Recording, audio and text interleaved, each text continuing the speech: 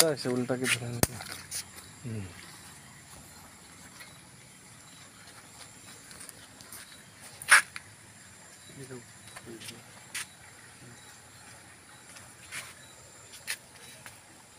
দাঙি দিয়ে আপনি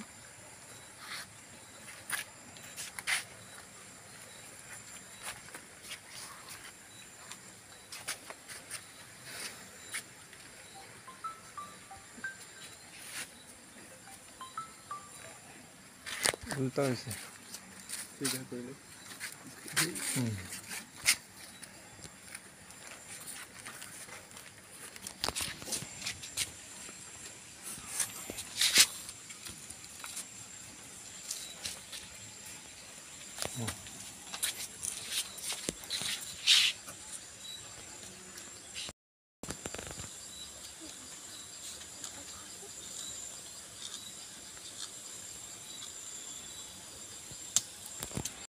ভিডিঅ' কৰে ধৰি থকা।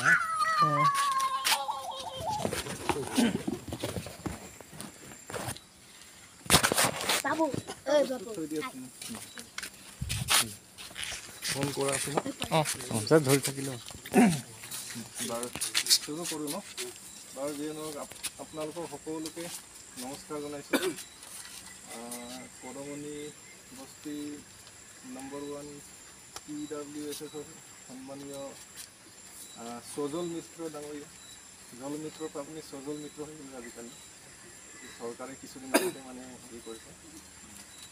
আৰু এই অঞ্চলৰে মোৰ সন্মানীয় ৰাইজসকল আৰু মৰমৰ ভাইটি ভণ্টিসকল সকলোকে নমস্কাৰ জনাই মই এই কাৰ্যসূচী এটাৰ কাৰণে আমি সমবেত হৈছোঁ। এটা সজাগতা হ'ব, শিক্ষা, পৰিৱেশ, শান্তি আৰু ঐক্য, তাৰে উদ্দেশ্য লৈ ইয়াত আহিছিলোঁ। আৰু আজি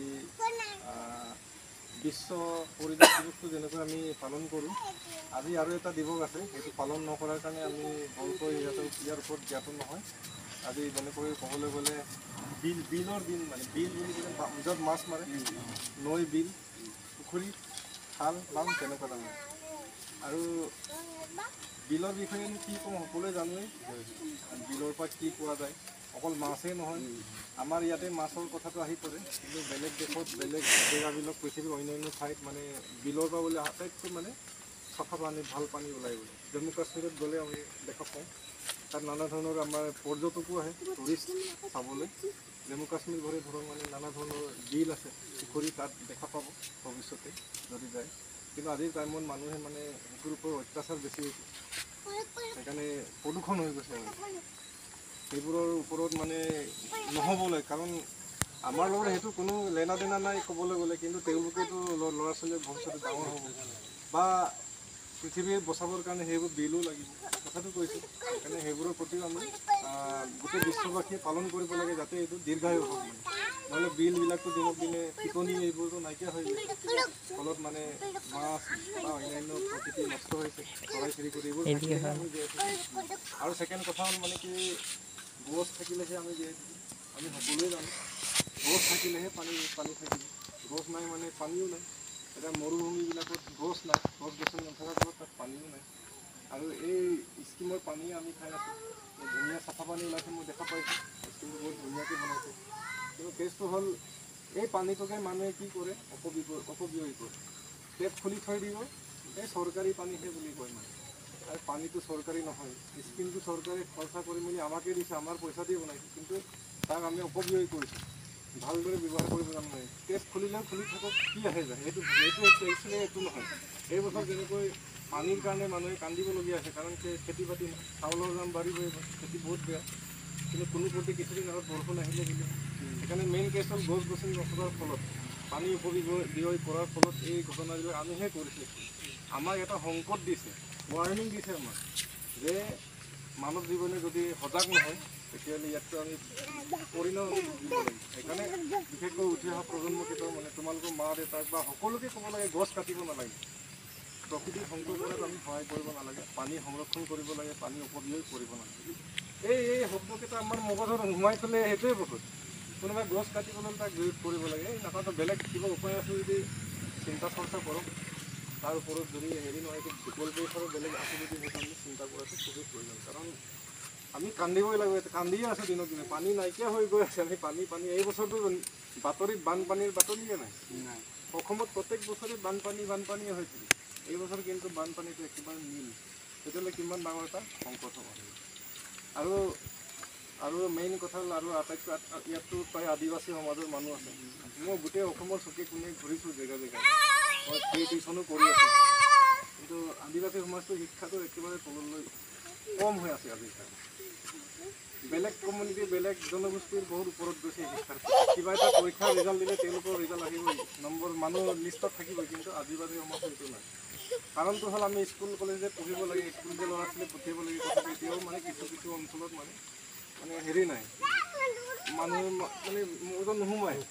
সেই কথাটো নহওক, মইতো বিনামূলীয়াকৈ একচুৱেলি আদিবাসী সমাজৰ কাৰণে মই বহুত কষ্ট কৰি মেলি এতিয়া ফ্ৰী টিউশ্যন এতিয়া সজাগ কৰি আছোঁ। কিন্তু আপোনালোকেও এতিয়াৰ পৰা ল'ৰা ছোৱালী স্কুললৈ পঠিয়াওক, যিখিনি পোৱা নাই অলপ ধ্যান দিয়ক। নহ'লে সমাজটো আমি গোটেই জীৱনটো মানে আজি 150 বছৰ বাগানতে সোমাই আছোঁ, বাগানতে ওলাই আহিব পৰা নাই।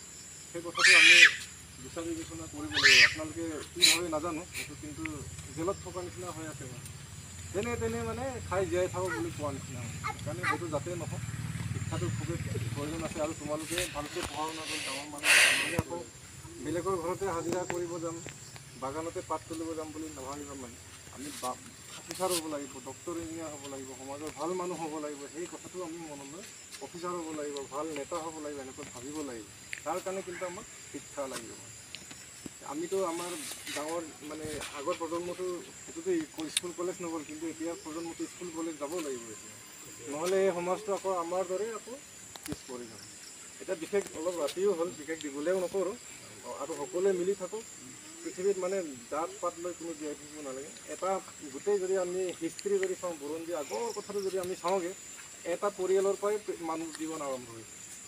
যেনেকৈ গছটো বেলেগ গছৰ পৰাই উৎপন্ন হৈছে, কিন্তু আমি মাজৰ মানুহে ৰাজনীতি ধৰ্মৰ লগত জড়িত কৰি আমি মানুহ বিভাজন কৰিছোঁ। এইটো যাতে নহয়, সকলোৱে মিলি থাকক আৰু সমাজটো আমি আগুৱাই লৈ যাব লাগিব। আৰু জলমিত্ৰ ডাঙৰীয়াকো আমি আশীৰ্বাদ দিব লাগিব, সহায় কৰিব লাগিব। কিবা এটা প্ৰব্লেমত বা মিটিং মাতাঙলৈ আহি পিনি পৰামৰ্শ দিব লাগিব, মিটিঙত আহিব লাগিব। তেতিয়াহে তেখেতৰ মনটো ভাল লাগিব। আজি যদি এই ইমান মানুহ যদি সমবেত নহ'লে লাজ পালে, তাৰে মোৰ গাঁও মোৰ কোনো নাই, এনেধৰণে এটা মনোভাৱ এটা আহিলে পানী দিব মন নকৰিব, অকল সেইটো কথা। আৰু আপুনিও মানে বহুত মানে নানা ধৰণে আপোনাক গালি পাৰিব, মৰম কৰিব, নানা ধৰণৰ চৰ্চা কৰিব, কিন্তু আপুনি হতাশ হ'ব নালাগে, ধুনীয়াকৈ কাম কৰি থাকক, নিশ্চয়। সেইটোৱে আৰু উদ্দেশ্য আপোনালোকৰ সকলোকে আৰু সকলো বিশেষকৈ সৰু ল'ৰা ছোৱালীবিলাক তোমালোকে বাৰ্থডে'বিলাকত গছ পুলি ৰোৱাৰ ব্যৱস্থা কৰিবা। প্ৰকৃতি প্ৰেমী হ'ব লাগিব, ইয়াৰ দ্বাৰাহে আমি জীয়াই আছোঁ, হয়নে নহয়? আৰু মহানিম আৰু আমলখি এজোপা স্কিমত ৰুই থৈ যাওঁ, ধুনীয়াকৈ প্ৰতিপাল কৰিম।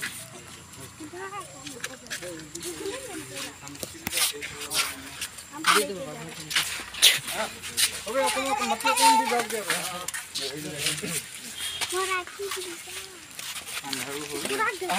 চবে মাটি অকণ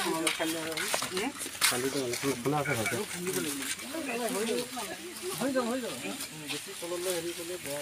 পানী হৈ আছে ন, ভগৱান ঈশ্বৰৰ নাম লৈ সেইফালে বন্ধু। ঠিকে আছে, হ'ব ইয়াত আহা। থেংক ইউ দেই।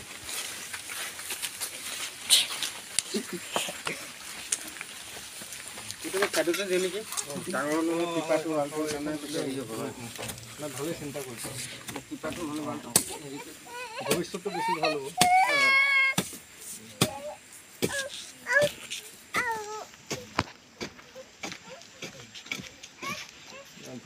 মানে গোবৰ চোবৰ চাই দিলেহে তেতিয়া সোনকালে হেৰি হ'ব। পানী অলপ ঢালি থাকিব।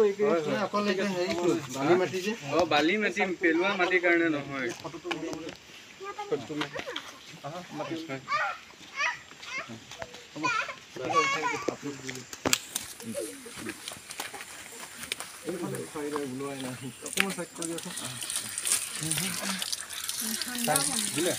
ক্লিক কৰ। আচল মানুহে নিলালে দিগদাৰ হ'ব আকৌ হেঁচি দিয়ে।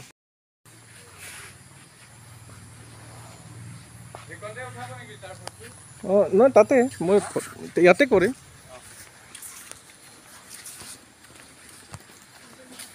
ইয়াতে ভণ্টিকো মতাচোন। তাত তেনেকৈ থিয় হ'ব